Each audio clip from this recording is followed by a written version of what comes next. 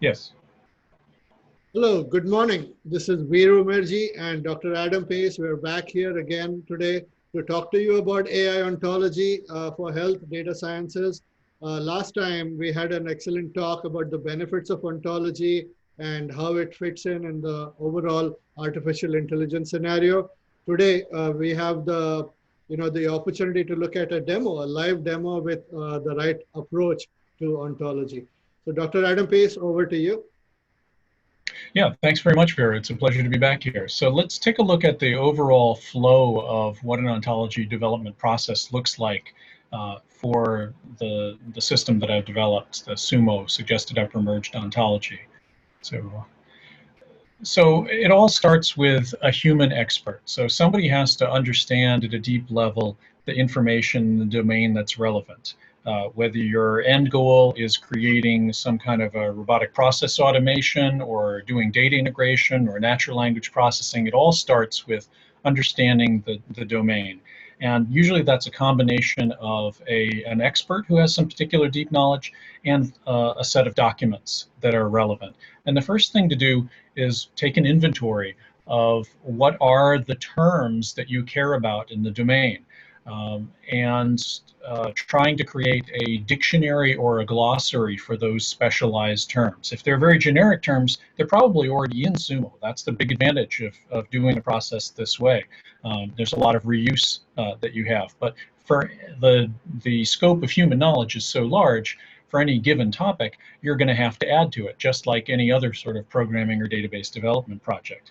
So once you've got that set of relevant terms and the definitions stated in human language, English or any other human natural language, then the next step is to take a look at SUMO, take a look at this existing large library of terms and definitions, and figure out what's the appropriate home, if you will, for this new term. What's the closest term that already exists that you can create a subclass of. And this is really just the same as if you were doing any kind of other software development project. You'd want to ideally subclass or link to the most relevant and useful classes in your existing library. So after you've discovered what that closest term is for your given new term, then you've got a process of going through and trying to formalize your definitions. You've already got these definitions in English or some other language, and then you need to turn them into expressions in formal logic. So that's the second big advantage of this process. First is reuse of a library. The second is stating what you mean in very formal terms so the computer can understand them. If they're just in English, or they're just in German, or Hindi, or Japanese, the computer has very little that it can do with that content. If you state it in mathematical logic, then the machine can have some degree of understanding of those definitions. And that yields the next benefit on this process of being able to run formal diagnostics over those definitions.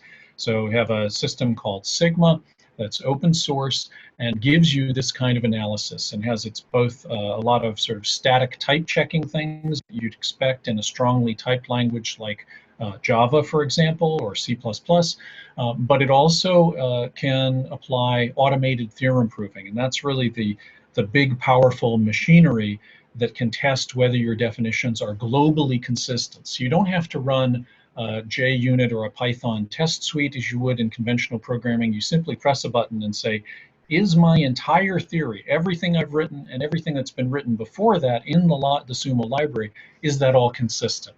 And that's an extremely powerful way to figure out whether your definitions are right or not. If all you've got are terms and English definitions, you can't do that. You can only do that when you've got these definitions in math. And that enables us to write better code, to create better data designs. So the end goals of all this, as I say, are multifaceted, can be applied in data management, data science, for machine learning, can be applied in natural language processing or robotic process automation, and also for data integration. Data integration is something we'll talk about in considerably more detail, I think, in a future talk together.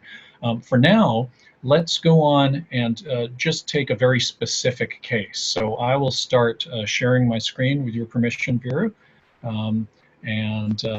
we'll take a look at some of this. All right, so let's go on to taking a look at the application. So I'm just going to bring up a typical textual document.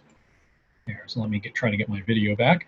All right, so let's look at this obvious topic for our time, coronavirus.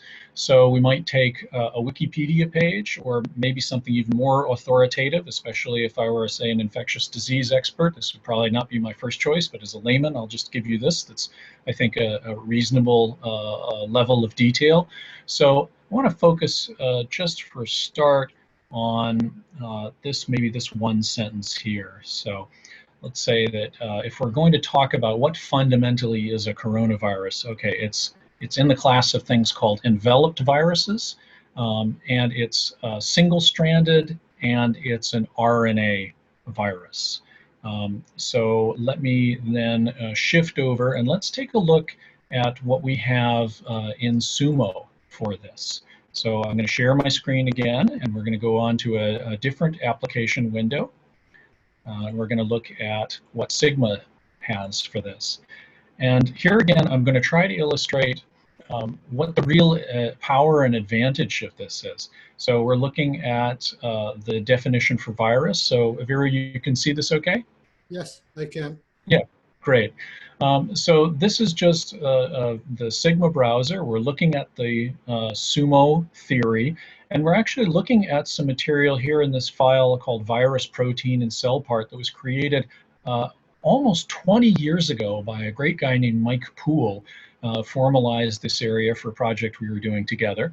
And it includes a tremendous amount of information, and essentially, it has a lot of information that's relevant to this particular concept of coronavirus, which was not a hot topic 20 years ago, obviously, but even in this 20-year-old library that we happen to have the notion of an RNA virus, an enveloped virus, a single-stranded virus, or we called it virus single-stranded.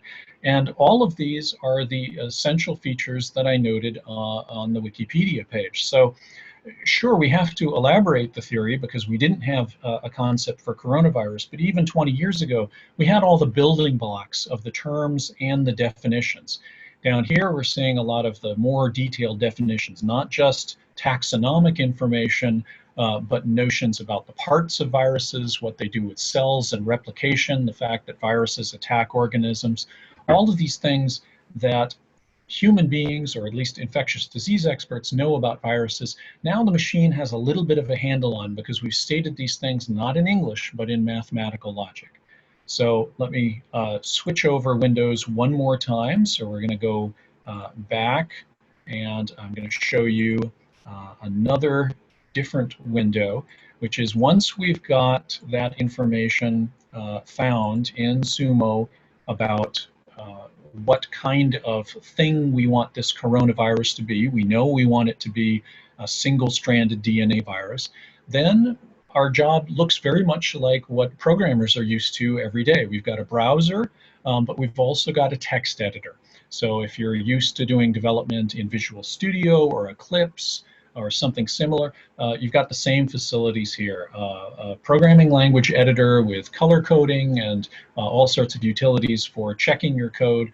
And so here we have the notion of a DNA virus, and as well as many other things.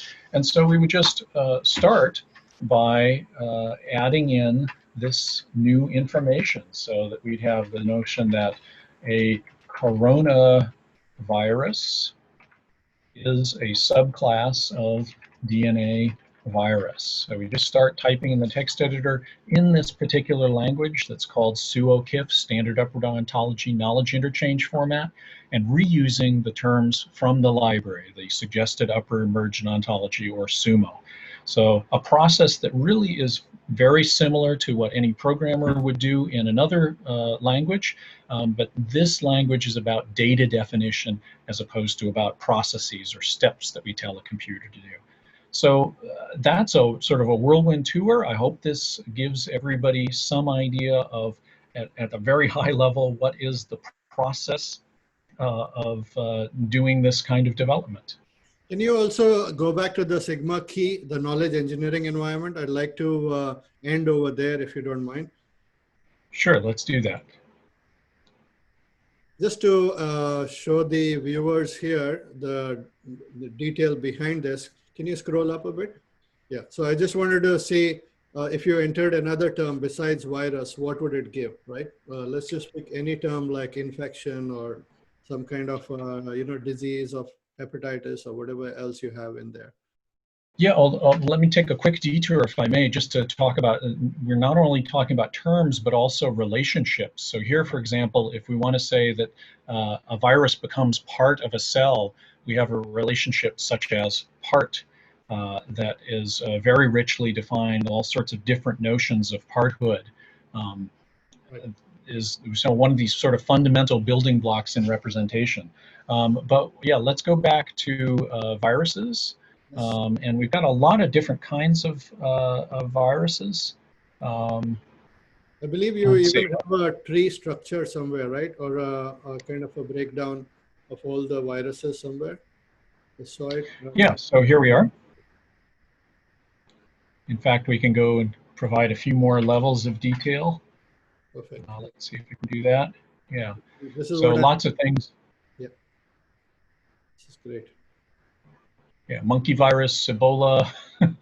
uh, So coronavirus will appear just as another class here, right? Subclass in this. that's right. So That's right. It'd be kind of. can we click on any other, like the closest one that you see here? Maybe RNA. Yeah, because coronavirus is an RNA virus, at least as I understand it as a layman. Yeah.